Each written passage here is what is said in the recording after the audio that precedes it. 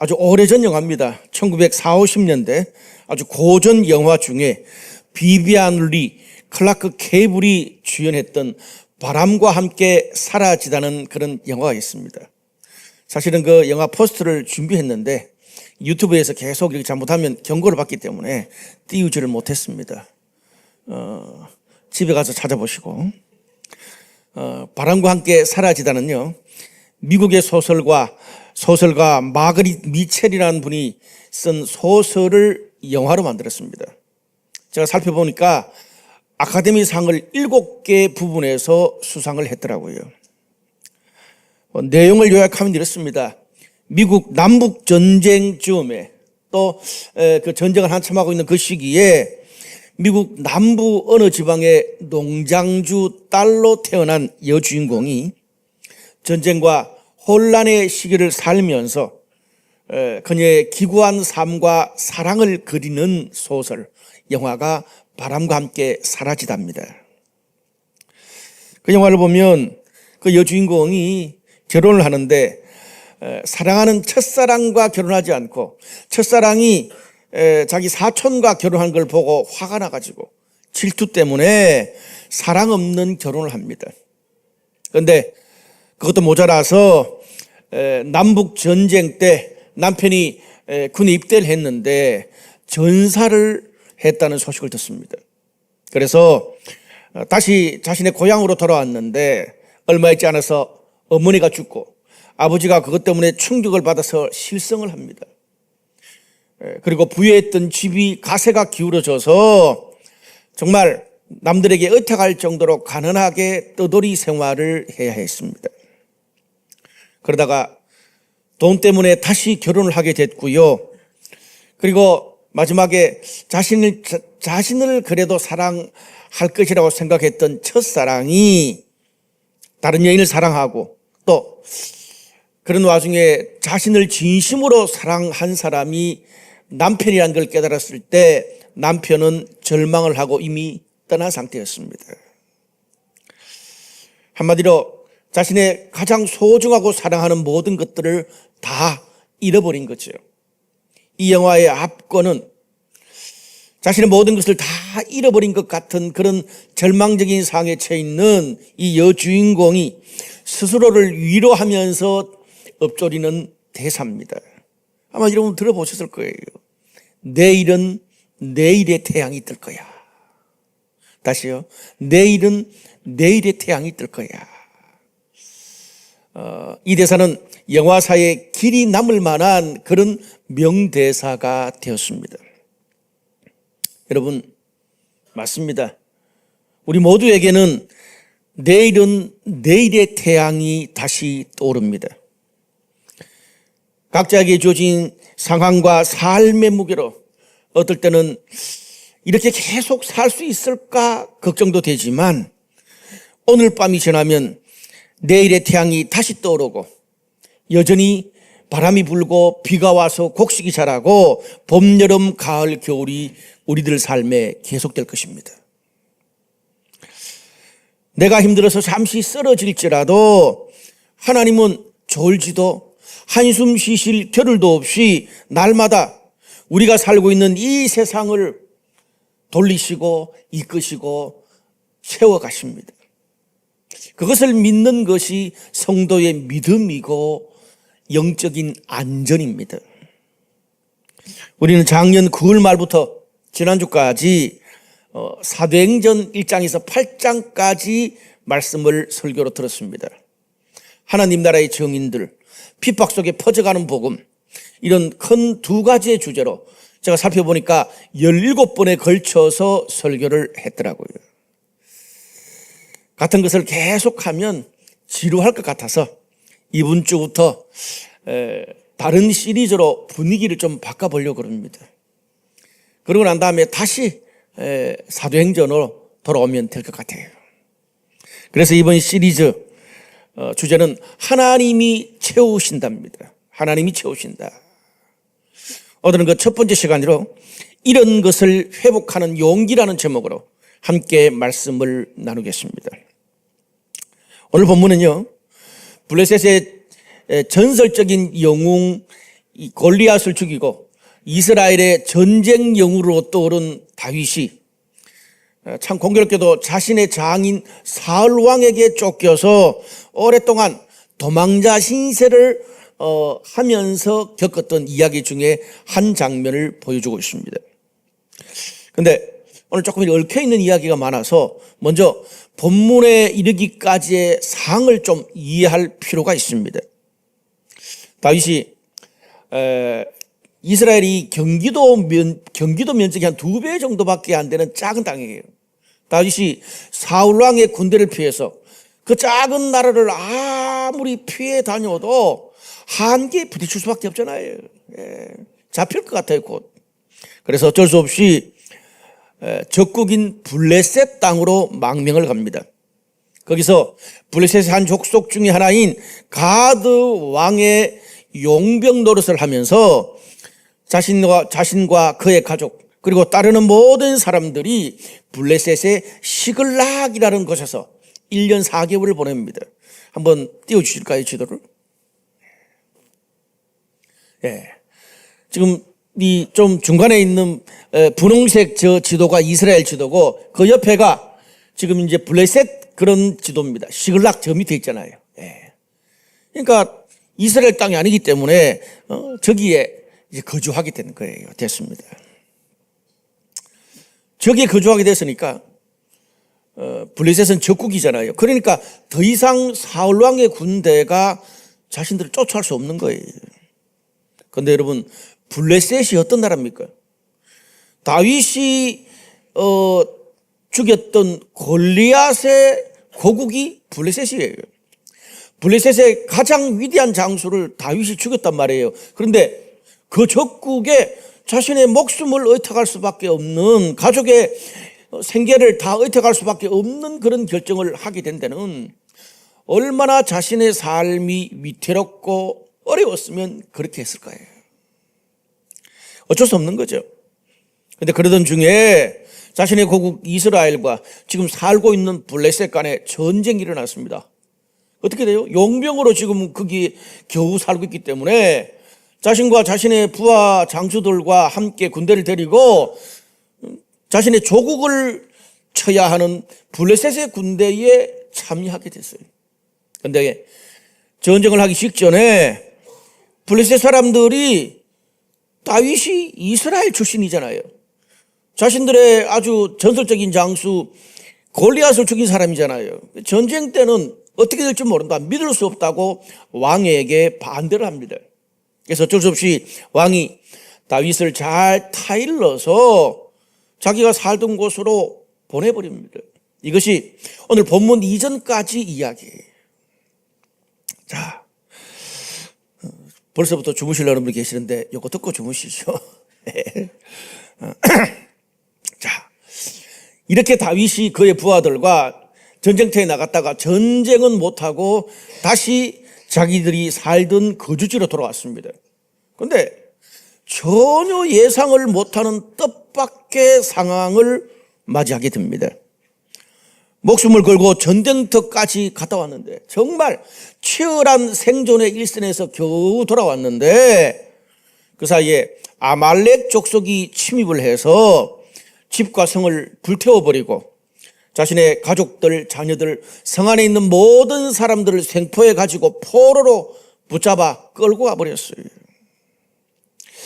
여러분, 우리가 만약 이런 상황에 처했다면 어떻게 했어요? 너무 충격이죠. 이러면 본전 생각이 날 수밖에 없습니다.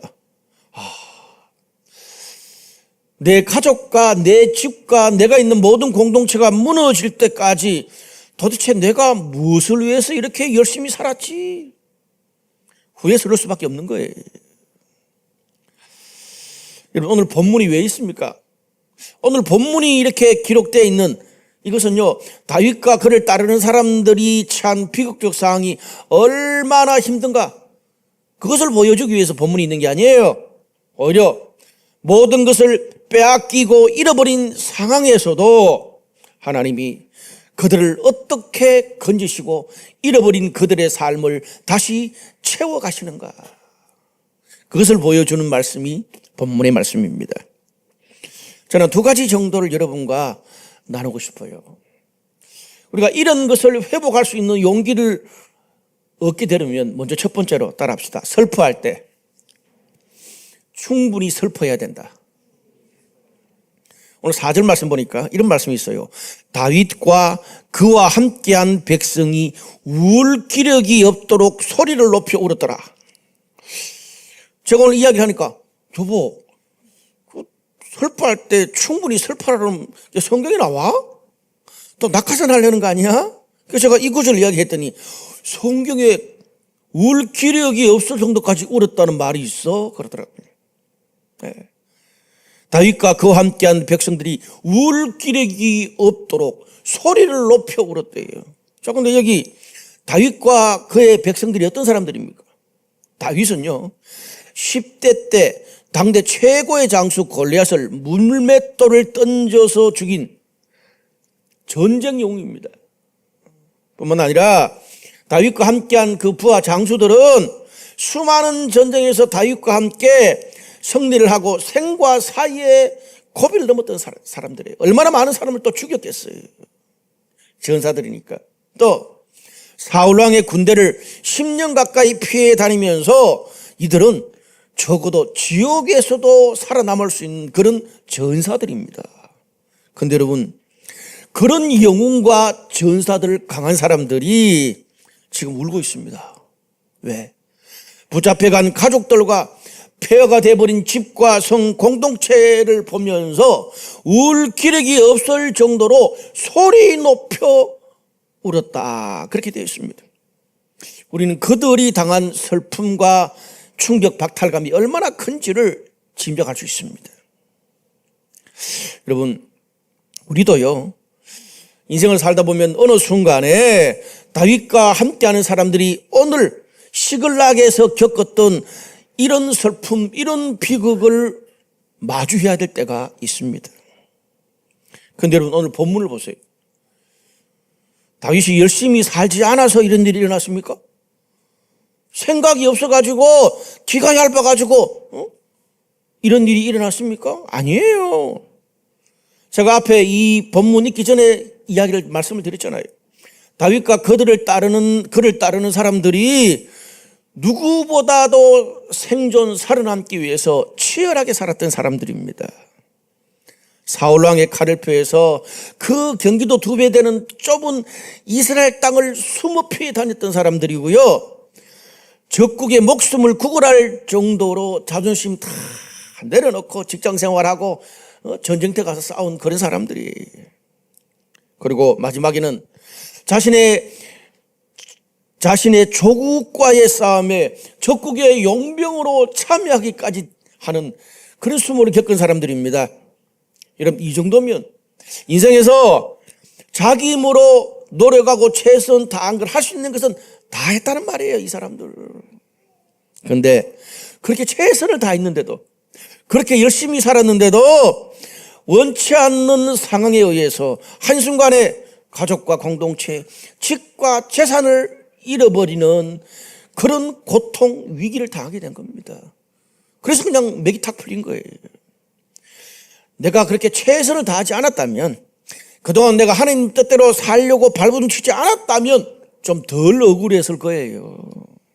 그런데 이 다윗과 그와 함께했던 사람들, 제가 계속 말씀을 드리는 것처럼 누구보다 신실하게 살았고 누구보다 생존 경쟁에 치열하게 최선을 다해서 살았던 사람들인데, 정작 내 삶에 받아든 성적표가 폐허가 된 성과 집, 그리고 가족과 친구들을 다 잃어버린 것이라면 오늘 이 세상의 모든 것들이, 평생 동안 자기가 쌓아놓은 모든 것이 다 무너지는 듯한 그런 절망을 느낄 수밖에 없을 거예요.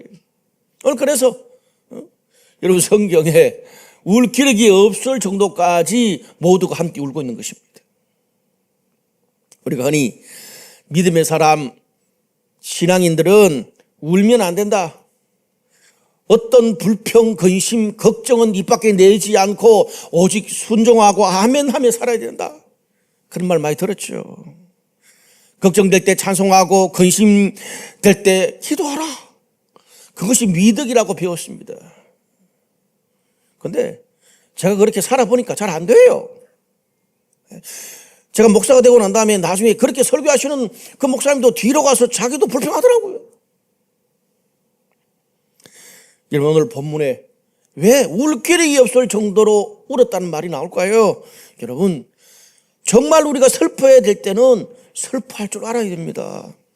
화내야 할 때는 화낼 줄 알아야 되고요. 고통받는 사람들과 함께 울 때는 함께 울고 함께 웃을 수 있어야 됩니다.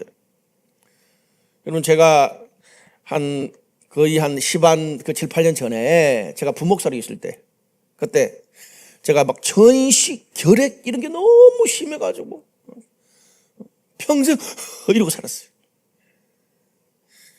제가 그 직전 교회 부목사일 때 담임 목사님이 그걸 보다 못해가지고 그 담임 목사님 부부와 저희 부부가 이 암 환자들 고치는 자연치유하는 곳에 가서 한 2주 정도 시간을 보냈습니다.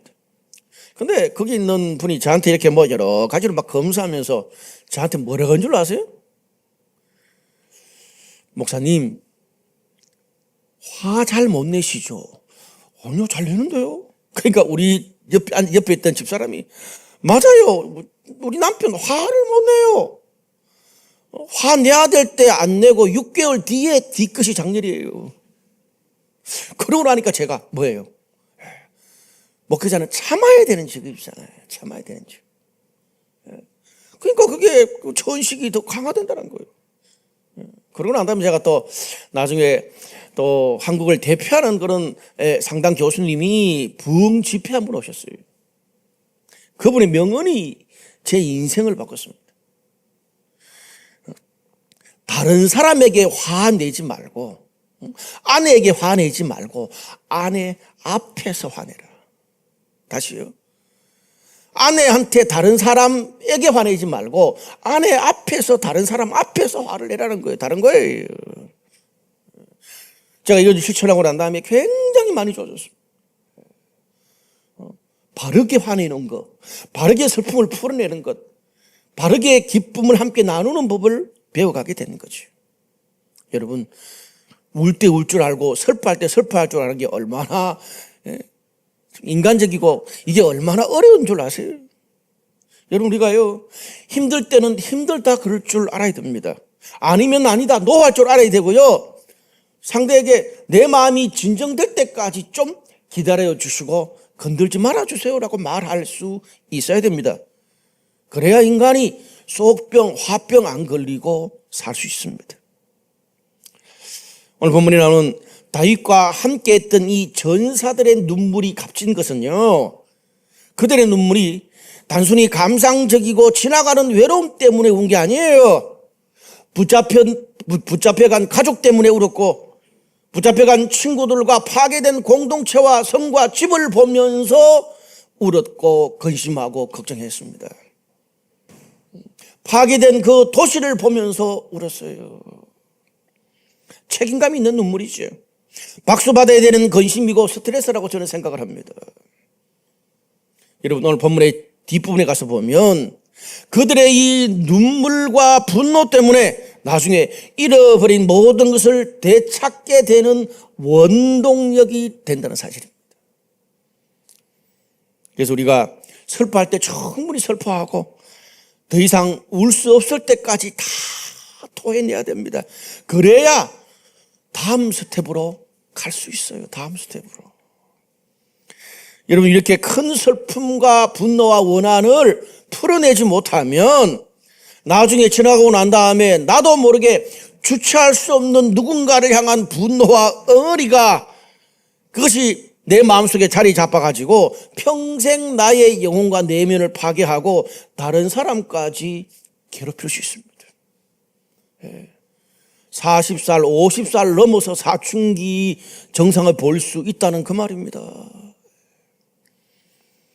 오늘 우리 삶의 모든 그런 것들을 주님 앞에서 또 공동체와 함께 그것을 잘 풀어낼 수 있는 여러분 되시기를 주님의 이름으로 축복합니다. 두 번째로 한 번 더 따라 합시다. 다시 회복하고 달려갈 용기는 하나님이 주신다. 오늘 6절 말씀 보니까 굉장히 중요한 말씀이에요. 백성이 자녀들 때문에 마음이 슬퍼서 다윗을 돌로 치자 하니 다윗이 크게 다급하였으나 그의 하나님 여호와를 힘입고 용기를 얻었더라. 뭐요? 그의 하나님 여호와를 힘입고 용기를 얻었대요. 이렇게 비극적인 상황이 되자 그동안 생사를 함께 했던 그런 백성들이 갑자기 돌변해가지고 다윗을 돌로 치려고 했습니다. 그런데 사실 여러분이 전쟁에 나가는 이 결정 다윗 혼자 결정했겠어요? 같이 결정했을 거 아니에요. 그 백성의 지도자들, 장수들과. 그런데 백성들이 이렇게 돌변한 건 뭐예요? 가족들을 잃어버린 슬픔이 너무 커서 누구 탓을 해야 되거든요. 그래서 성경이 백성들이 가족을 잃어버려서 그랬다는 거예요. 다윗이 그걸 왜 몰랐겠어요? 그런 상황에서 다윗이 변명을 하거나 똑같이 백성의 탓을 하지 않았습니다. 그가 곧바로 가장 먼저 한 것이 굉장히 중요합니다. 뭘까요? 오늘 7절과 8절 말씀 보니까 이런 말씀이 나와요. 다윗이 제사장 아비아달한테 찾아가 가지고 에봇을 가져오라 그럽니다. 에봇은요, 당시에 이스라엘에 여러 가지 긴급한 그런 공동체나 국가의 어려움이 찾아왔을 때 하나님께 묻는 그런 역할을 하는 것이 에봇입니다. 무슨 말입니까? 오늘 다급한 상황에서 하나님의 음성을 듣는 자리로 다윗은 나아갔습니다. 그리고 하나님께 물어봅니다. 하나님, 내가 지금 저들을 추격하면 따라잡을 수 있을까요? 아니면 너무 늦었는데 포기할까요? 그걸 묻는 거죠. 그때 하나님 뭐라 그럽니까? 그들을 뒤쫓아가라. 네가 반드시 따라잡고 도로 찾으리라. 아멘. 무슨 말요? 그들을 뒤쫓아가라. 네가 반드시 따라잡고 도로 찾으리라고 확신의 말씀, 회복의 말씀을 다윗에게 주셨어요. 오늘 9절 말씀에 이해라는 말이 나와요. 이해라는 말. 성경에 이해라는 말은 굉장히 중요해요. 그것들의 결과로 따라오는 거예요. 오늘 하나님께서 도로 찾을 것이라고 확신의 말씀을 주시자마자 다윗과 그와 함께한 사람들이 용기를 얻어서 다시 빼앗긴 것을 찾기 위해서 도로 적들의 뒤를 쫓아가기 시작했습니다. 그런데 중요한 것은 현재 지금 다윗의 상황은 달라진 게 아무것도 없어요. 여전히 성은 다 불타버렸고 가족과 거기 있는 모든 사람들은 다 붙잡혀갔고 재산들도 다 빼앗긴 상태예요. 상황이 바뀐 것은 아무것도 없어요. 그런데 어떻게 해요? 하나님이 도로 찾을 것이다, 반드시 회복될 것이라는 그 하나님의 확신의 말씀을 듣고 잃어버린 것을 다시 찾을 수 있는 그런 마음의 용기를 얻은 거죠. 그리고 다시 늦었지만 뒤쫓아갈 수 있는 영적인 힘, 멘탈의 힘이 생긴 거예요. 여러분, 히브리서 1장 1, 2절 너무 우리가 잘 아는 말씀이잖아요. 믿음은 바라는 것들의 실상이요 보이지 않는 것들의 증거니 선진들이 이로써 증거를 얻었느니라 라는 말. 여러분, 이 말씀 어떻게 이해하세요? 무슨 말입니까? 아직 우리 삶에 아무것도 일어나지 않고 보이지 않지만 믿음으로 그것이 현실에 이루어진다는 것을 그 믿음이 생기면 그걸 증거로 알고 받아들이고 살아가라는 말입니다. 이 말도 좀 원론적인 말이에요. 그래서 제가 좀 쉽게 설명을 해드릴게요. 여러분, 다 신용카드 한두 개씩은 가지고 계시죠? 여러분, 내가 돈이 없어도 신용카드만 있으면 내가 멀리 해외여행 가가지고 신용카드로 끌고면 돈이 없어도 쓸 수 있어요, 없어요? 지금 내가 당장 돈이 없어도 다 쓸 수 있잖아요. 왜? 내 통장 잔고에 다음 달에 나갈 그 돈이 다 충분히 들어갈 수 있으면 지금 내가 다른 나라에 가가지고도 현실로 돈을 안 가지고 있어도 그 은행에 신용으로 당겨 쓸 수 있는 게 신용카드입니다. 여러분, 믿음이 똑같아요. 하나님의 말씀이 확신으로 우리에게 주어졌을 때 내 마음 가운데 영적으로 믿음이 딱 생기는 순간 어떻습니까? 하늘의 통장에, 말씀의 통장, 하늘의 통장에 입금이 딱 되는 거예요. 믿음이 생기면서. 그럼 어떻습니까? 우리의 현실은 여전히 성이 불에 탔고 가족과 자녀들이 여전히 다 붙잡혀갔고 재산을 다 빼앗긴 상태지만 하늘 통장의 신용으로 입금했기 때문에 믿음으로 우리가 그 믿음을 신용카드로 하나님의 신용으로 현실에서 당겨 쓸 수 있다는 말입니다. 사랑하는 여러분, 인생의 어려움이 찾아왔을 때 어떻게 하십니까? 직장을 잃었을 때, 우리 가족들의 미래가 위협받을 때, 의사에게 받은 진단이 좋지 못할 때, 평생 맺었던 관계가 어려질 때, 이제는 모든 것을 되돌릴 수 없을 정도로 늦었다는 생각할 때 어떻게 하세요? 중요한 것은 이런 상황에서 슬퍼하고 울지 않을 사람은 없어요. 근데 슬퍼할 때 슬퍼하고 울 때 울고 아파할 때 아파하더라도 그것을 가지고 다윗처럼 하나님께 가느냐, 아니면 나 혼자 상황에 떠밀려서 끙끙대고 좌절하다가 쓰러지느냐, 이것이 우리의 인생의 갈림길을 좌우합니다. 힘든 중에도 밤잠 못하고 슬퍼하면서도 다윗처럼 그런 상황에도 하나님께 나아가고 예배를 통해서 하나님 말씀에 집중하다 보면 어느 순간 하나님의 말씀, 하나님의 생각이 내 안에 자리를 잡기 시작합니다. 그동안 너무 잘 알고 진부하게 느껴졌던 말씀과 진리들이 내가 정말 이렇게 고통 중에 하나님께 나아갈 때는 그 말씀, 그 진리가 정말 리얼하고 새롭게 다가옵니다. 성경 한 구절 한 구절이. 여러분, 제가 뒤에 말씀드릴 이런 성경 구절들도 제가 너무나 잘 아는 구절인데 정말 인생에 힘들고 어렵고 피눈물 흘릴 그럴 때에 제가 레마, 하나님이 직접 주시는 말씀으로 받으니까 살아있는 거예요. 그럴 때는 어느 순간에 마치 하나님이 천지를 만드시고 지금도 운행하고 계시는 분이시니까 지금 나의 힘든 상황, 앞으로 가지도 못하고 뒤로 가지도 못하는 이 상황을 하나님 태초부터 다 알고 계셨을 거야. 그렇다면 그것을 해결해 줄 수 있는 분, 그 해결의 길을 아시는 분도 주님이지 않겠냐. 우리가요, 인간적으로 손수 볼 수 있는 거 다 손수 보고 마지막에 가면 이 생각이 들어요.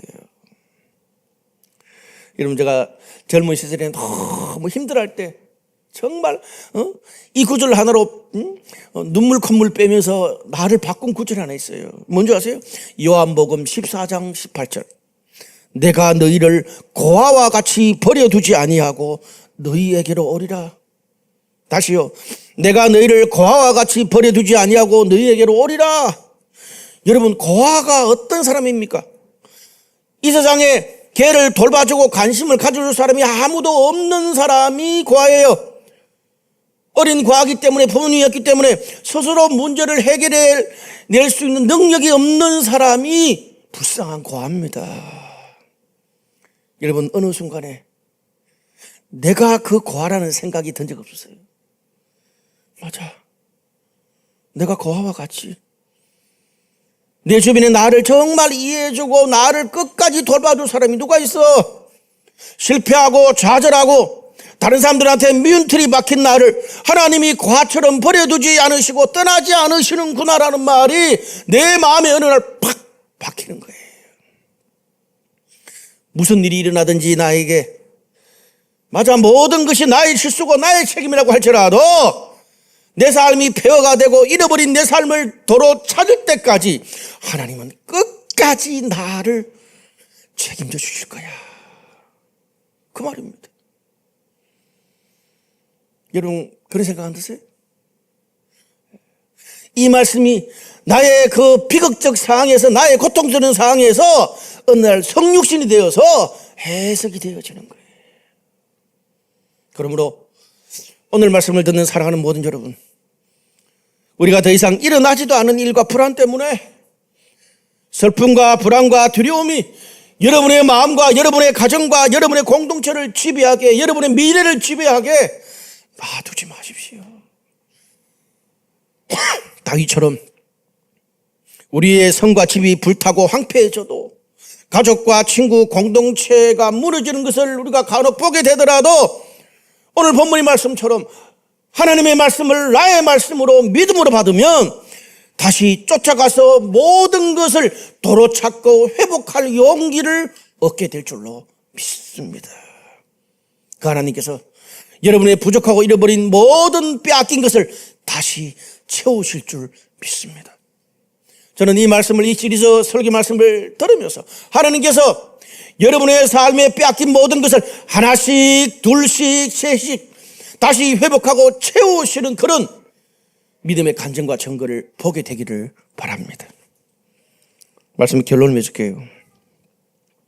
오늘 18절에서 20절 말씀 보면 요약하면 이런 말씀이 있어요. 다윗이 아말렉 사람들이 빼앗아 갔던 모든 것을 도로 찾고 두 아내를 구원하였고 무리의 자녀들이나 빼앗겼던 것은 크고 작은 것을 막론하고 아무것도 잃은 것이 없이 모두 도로 찾아왔고 또 양떼와 소떼를 되찾았더니 무리가 그 가축들을 앞에 몰고 가며 이르되 이는 다윗의 전리품이라 하였더라. 여러분, 이 본문에서 제일 많이 나오는 말이 뭐예요? 도로 찾고 다시 찾고 모든 것을 되돌려 놨다는 그 말이 가장 많이 나와요. 저는 오늘 성경 말씀에 이 말씀이 있는 게 너무 좋습니다. 감동적입니다. 여러분 생각해 보세요. 오늘 설교를 시작하면서 자신의 삶의 모든 것을 빼앗기고 잃어버려서 울 기력조차 없을 정도로 소리내어 울었던 그런 다윗과 함께했던 사람들이 이제는 다시 쫓아가서 빼앗긴 모든 것을 하나님이 도와주셔서 다 원상복귀 도로 찾았습니다. 가족도, 재산도, 사람과 공동체도 다 회복되었습니다. 와우. 근데 제가 좋아하는 게 이것만 있어서 그런 게 아니에요. 오늘 여기 뭐예요? 막 가축들을 몰고 가면서 이는 다윗의 전리품이다. 이건 뭐예요? 이건요, 고대 이 사람들이 전쟁에서 이기면은 이제 막 전쟁에서 이긴 거기에 있는 가축들과 전리품까지 다 가져가면서 막 가져가면서 축제를 벌이는 축하 행렬입니다. 축하 행렬. 오늘 다 도로 찾은 것도 모자라서 거기에 대해서 전쟁의 승리의 전리품까지 추가로 챙겨가면서 기쁨과 승리의 축제를 벌이면서 모두가 함께 가고 있습니다. 모두가 울 기력이 없을 정도로 울었던 사람들이 이제는 어떻게 해요? 기쁨과 승리의 축제의 행위를 가고 있는 거지요. 멋있죠. 하나님이 원상복귀, 회복, 그리고 채우셨습니다. 더 좋은 것으로. 사랑하는 여러분, 이 말씀을 읽으면서 어떤 생각이 드십니까? 혹시나 나의 삶 가운데 오늘 본문에 폐허된 성만 보고 늘 슬퍼하는 본문에만 머물러 있는 게 아닙니까? 아니, 어떤 사람들은 늘 열심히 쫓아가고 내 힘으로 싸우고만 있는 그 본문에만 머물지 않으십니까? 그럼 너무 힘들잖아요, 사는 게. 사랑하는 여러분, 오늘 본문을 끝까지 읽고 마지막 축항렬까지 모든 것을 잃어버린 모든 것을 다시 회복하고 이제는 더 좋은 승리의 전리품과 축제를 주시는 이 하나님의 채우시는 것까지 끝까지 믿고 바라보고 붙잡으시기를 주님의 이름으로 축원합니다. 오늘 본문은 실패하고 폐허갖고 잃어버린 나의 모든 현재보다 하나님이 이끄시고 하나님이 대신 용기를 주시고 하나님이 싸우게 하시고 하나님이 채워가실 우리의 내일은 더 찬란하게 빛날 것이라는 것을 다윗의 사례를 통해서 우리에게 하나님이 보여주고 계십니다. 여러분, 우리가 그것을 단순히 긍정적인 사고로 하나님 더 좋은 것을 주실 거야 믿으면 아멘, 그런 신념이나 그런 우리 단순한 생각으로 말하면 긍정적인 사고방식 더 이상 더약 아닙니다. 근데 그것이 뭡니까? 오늘 하나님의 말씀, 다윗이 하나님의 말씀을 듣고 이에 구절에 이에 따라가고 쫓아가고 승리했다고 말하잖아요. 그러면 하나님의 말씀을 듣고 성령님 주신 은혜를 붙잡고 간다면 그것은 하나님이 우리 삶을 채우시는 믿음이고 축복이고 잃어버린 것을 회복할 수 있는 용기가 되는 것입니다. 오늘 이 예배가 바로 그런 하나님의 용기를 주시는 시간이 되는 것입니다. 여러분, 그래서 우리가요, 하나님이 우리한테 주시는 기뻐하고 사랑하고 축하하고 함께 할 수 있는 그런 기회와 자리를 놓치지 마십시오. 그런 기회가 왔을 때, 그런 마음이 찾아왔을 때, 그런 믿음이 찾아왔을 때, 누군가가 그렇게 초대했을 때 흘리던 눈물을 씻어내고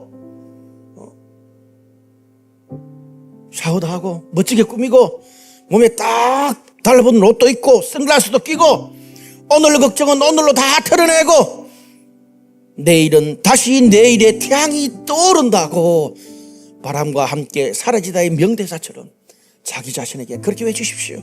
내일은 다시 내일의 태양이 여러분 삶에 떠오를 것입니다. 야, 삼겹살 한번 먹자. 스크린 골프 한번 치자. 해외여행 한번 가자. 웃으면서 그 기쁨의 행렬에 함께 축하할 모든 사람을 초대할 수 있는 그런 여러분의 여정이 되시기를 주님의 이름으로 축복합니다. 기도하시겠습니다.